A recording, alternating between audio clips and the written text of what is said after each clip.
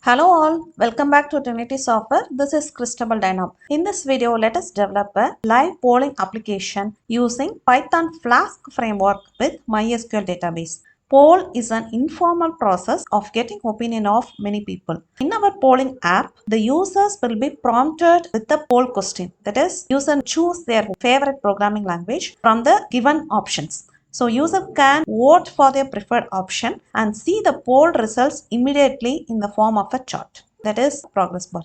So we are going to use Flask framework to build web pages using Python. We also make use of Ajax, that is asynchronous JavaScript and XML to send and receive data asynchronously without reloading the web page. So the data in the particular web page will be automatically updated with no page reloads. And it is happening in the browser with the help of JavaScript. So we are making use of a JavaScript library called jQuery, which provides methods for Ajax functionality. And we are making use of MySQL database to store the poll results. Okay. In order to connect the Flask with the MySQL, we will be making use of a package called Flask MySQL DB. So you can install that using the command pip install flask-mysql db from the command prompt or in the PyCharm community edition. So I have already installed it. I am using exam server. Make sure that MySQL server is running before you connect the Flask to the MySQL. Okay, let's see how the final output will look like. This will be our final output. We need to choose favorite programming language. Here I have given 5 programming languages and I am also counting how many voted so far. And the chart contains which programming language has got the highest percentage, and also it can be denoted in different colors. Okay, if I vote for C# and give submit, poll submitted successfully and the percentage is increased and the number of polls also increased. Okay, let's start writing the code for this. Now we have created a folder called live poll app. Inside this, I have init.sql file in which we have certain SQL statements. Created a database namely live poll db, and inside that database create 2 tables. A table program which contains 2 columns, ID and the title of the programming language, and then I have inserted 5 values for this programming languages. And also created another table called table poll, contains 2 columns, poll ID as well as the programming language. Okay, the commit statement. Now we are going to import this to the MySQL server. So open this localhost /phpMyAdmin. Use this option import. Choose the file live poll app init.sql and just give the option import. So it has been imported successfully. Now you can see the database is created. Inside the database, both the table poll and table program is created. Table program will also contain the rows. Whereas table poll, only the structure is available. The rows are not yet created. We will do that in the program itself. Once the user starts voting for a particular programming language, that value will be inserted into this table poll. Okay, fine. Now we need to create app.py, create new Python file and name it as app. Make sure that you have installed Flask already. From Flask, import Flask class, render template method, request method, one more method called JSONify. And then from Flask MySQL DB, import 2 classes, namely MySQL and MySQL DB. Now we need to create an instance for the class Flask. App is equal to Flask _name . Now we need to configure this app. Make sure that a MySQL server is running before attempting to connect Flask to MySQL. So the procedure to connect Flask with the MySQL is this one. We need to specify the MySQL host, which is localhost, and by default the username will be root, no password by default, and MySQL database is live poll db, which we have already created. Okay, now create an instance for the class MySQL. So MySQL equal to MySQL, the argument to be passed is app. Now let's define the function. So before defining the function, we use the root decorator to tell Flask which URL should trigger our function. At app.root, give / will trigger the function index. Okay, in order to interact with the tables, we need a cursor for that. Using the cursor, we can execute the SQL queries. Okay, so I have created a cursor using this mysql.connection.cursor, and I'm passing this cursor class mysql db.cursors.editCursor. So this will return rows as dictionaries. Okay, so we have created this cursor object. Now using this cursor, we can execute the SQL query. Select everything from the table program in the order in which it is created. That's what I have given. And cursor.fetchAll method will fetch all the available rows and it will be stored in this programming language. So this will be actually a tuple of dictionaries. You can print and check this tuple of dictionaries with the ID and the title. Okay, and finally this function is going to return render template function. Actually, it will find the app by default in the templates folder. So we just need to provide the name of the template, index.html. We will be creating this index.html file in the templates folder. Okay, and we can also pass variables as argument to the render template so that we can use those variables in the template file, that is in the index.html. So programming language can be passed to this index.html file by using programming language is equal to programming language. Okay, fine. To start the development server, we call the run method of the Flask object, and we are turning on the debug mode here to restart the server automatically after every change. Okay, now let's move on to index.html file. The HTML file must be placed within the templates folder. So in the live poll app, create a new directory called templates. Inside templates folder, you can create HTML file called index.html. We are going to create an asynchronous form which contains the 5 radio buttons which denotes the 5 programming language options. User can choose any one among the options and press submit. Well, that's what we are going to do in this index.html file. Okay, so here we make use of bootstrap styling for the radio buttons as well as for the progress bar. So in order to use the bootstrap styling, we need to paste these links, that is bootstrap latest version, bootstrap.bundle.pin.js, and also the corresponding CSS file. The link for that CSS file is also placed within the head tag. And apart from that, we are going to make use of Ajax library also. So you can use Google's Ajax libraries API to load the jQuery. We can add a jQuery script to prepare for Ajax communication. And inside the body tag within the div class equal to container, I have given some styling here so that it can prevent the div from moving while resizing the browser. The contents should not be modified. So for that, I have used style is equal to bin width 960 pixel. Okay, then I have given the heading live polling web application. Then inside this div, we have created a form as poll form. Given the heading choose your favorite, and we are using the template variable here, that is statement delimiters surround the for loop. This will be identified by the Jinja2 template engine. Okay, so you can give any variable here for row in program underscore language. So this is the template variable which we have passed from here.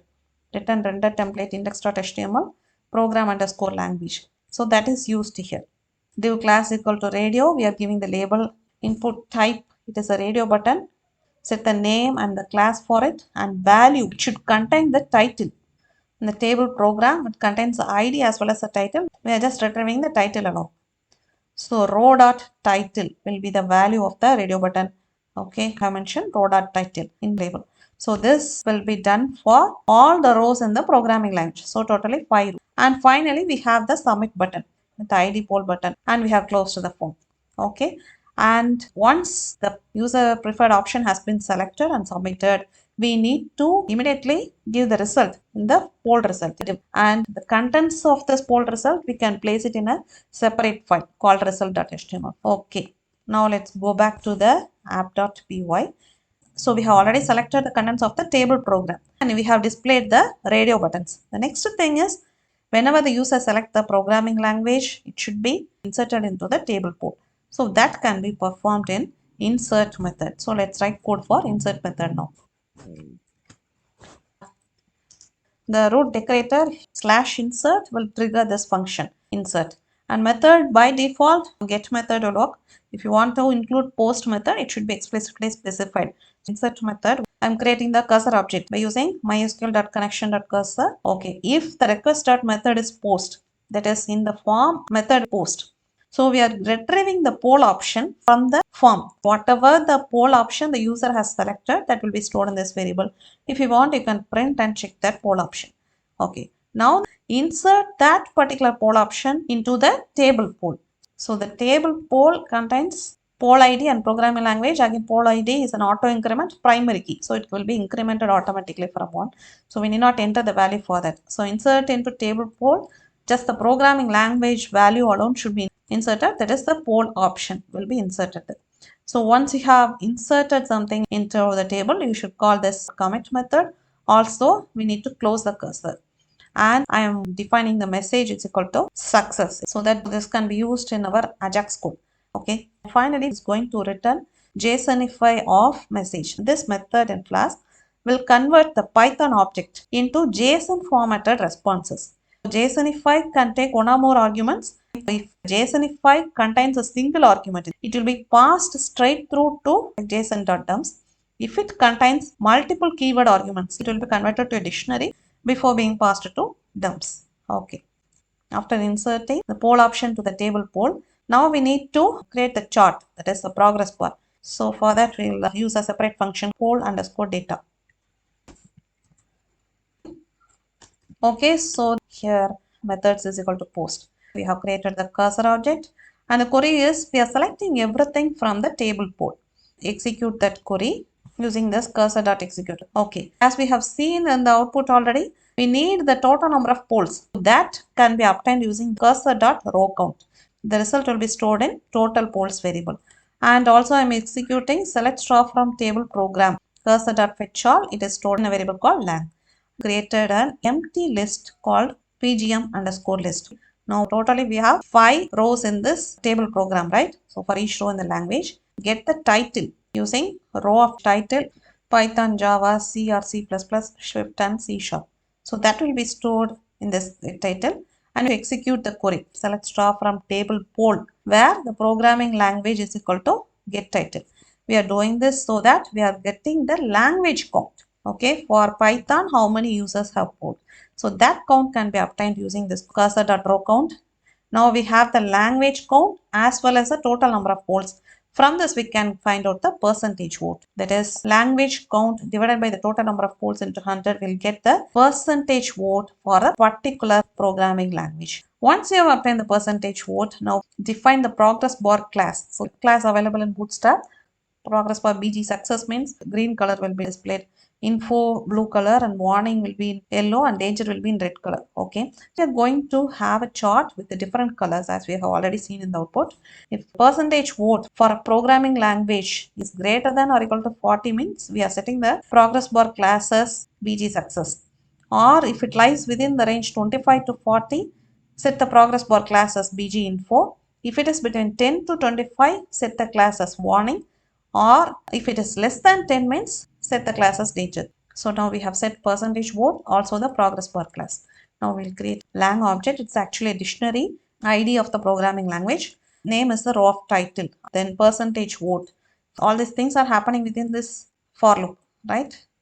And progress bar class is also defined for this language object. And we are appending this language object to the program list. So now program list will contain 5 elements. Finally, this is going to return JSONify. So I'm just giving HTML response as the key, and the value will be render template. Here the template file name is going to be result.html, and we are passing 2 template variables here, that is the program list, and also total poll is equal to total polls. That's it with the app.py. Now we need to write the Ajax code in the index.html and also the content result.html. So let's create a new HTML file result. So result.html. Okay, we'll see this result later. Now we'll write the code for Ajax here. It's actually a JavaScript code. We should place it within the script. Okay, so this is JavaScript. So this is the basic way to get the value from the form. First we are using $function. So this will specify the code that will be executed after the HTML is loaded. So this is another way of representing $document.ready of function. So here we are defining a function fetch poll data. Inside this function, use this $.ajax. This is provided in jQuery to communicate with the server via Ajax. So this performs an asynchronous Ajax request. So it can have these key value pairs. URL is going to be poll data. the URL to which the request is sent. And method by default it will be get post. This is the HTTP method to use for the request. And success, if the request succeeds, the function to be called. So the argument is data. So this data is the data which is returned from the server. So inside the function $hash poll result. So the poll result is actually the div element. Here I have given div id is equal to poll result. So with the jQuery, select this particular div element and we can perform actions on them. So HTML of data method will set the content of the selected elements. So the data will be the data returned from the server. So in this case, poll data, the data returned from the server will be whatever the content we are going to place in result.html, that is a progress bar, that will be set here in the poll result. Okay, it actually overrides the content of all mashed elements, and then every time when a new user polls, this append method will insert the specified content at the end of the selected elements. Okay, in the poll form, the submit method attaches a function to run when the submit event occurs. Okay, the first step we are doing is prevent default. Actually, this method will cancel the submit event. So when clicking on the submit button, it prevents it from submitting the form. Now we are declaring a variable called poll option. It's an empty string. Now $.poll option. This poll option means this one. Input type, that is a radio button class name. So each method specifies a function to run for each mashed element. It is going to check if a particular poll option is checked. That is, radio button is checked means that value, whatever the value present in that radio button, will be stored in this variable poll option. So the poll option will now contain the programming language which has been selected by the user. So if the user has selected Python radio button, means that value will be stored in poll underscore option. Okay, then we need to check if the poll option is not an empty string. That is, the poll option variable contains a value, means the poll button, that is a submit button dot attr, that is attribute method, will set attributes and values of the select element. So disabled is set to true. It means that once the user has selected a particular poll option and after submitting, that submit button should be disabled. Okay, and then declare a variable called form data equal to $this.serialize. So serialize means it will turn the form values into a valid query string. So that will be the form data. Now use $.ajax. URL will be insert, method is post, and data will be the form data which we have collected. And success function, it doesn't take any argument here. Once we have retrieved the poll option, the poll form should be reset again, right? So that next user can vote for a particular programming language. And then disabled is set to false. It means that poll button should be enabled, and then we are fetching the poll data. It means that here we have defined the fetch poll data. Fetch poll data function is called, and we are giving an alert message that poll submitted successfully. Okay, fine. This is if poll option is not equal to an empty string. In case if poll option is an empty string, it means that user has not selected any poll option, means we are giving an alert message that please select option. Okay, now we'll write the code for result.html. Result, we are just going to update the progress bar alone. So we'll do that and check the output. So I have used this pre tag, means pre-formatted text. It preserves both spaces and line breaks. In order to preserve the space, I used this pre tag. So here a template variable total poll, total number of polls so far, is displayed first. And also we have retrieved the program underscore list. For each row in the program underscore list, define the progress bar using this bootstrap class. Progress empty2, width I have set it as 70%. Okay, then we are giving the progress bar row.progress bar class for each and every programming language. Okay, this is based on the user's vote. So role is equal to progress bar, area value now will be row.%vote. Minimum and maximum values mentioned. These are all the bootstrap values for progress bar. Style is equal to width. The width will be row.%vote. And also we are specifying the percentage vote for each and every programming language and end for. Okay, fine. Now let's execute by using Flask run. Click on this. So initially the progress bar is not displayed. So far nothing has been polled. Now choose your favorite programming language. Let me select Python. And when I give submit button, the submit button is disabled. Poll submitted successfully. Once the poll is submitted successfully, you got the progress bar. Only one user has polled so far, so it is 100%. So next you can do it. You can do the polling as many times as you wish. You can also do it from some other browser. So 3 polls so far. I'm selecting Python. Users can select and vote for their favorite programming language. So based on the percentage, you can see the difference in colors. If it is greater than 25%, the color will be blue. So we have got all the colors now. This is a simple example of developing a live polling web application using Flask framework and MySQL database. Thanks for watching. If you like this video, kindly share and subscribe.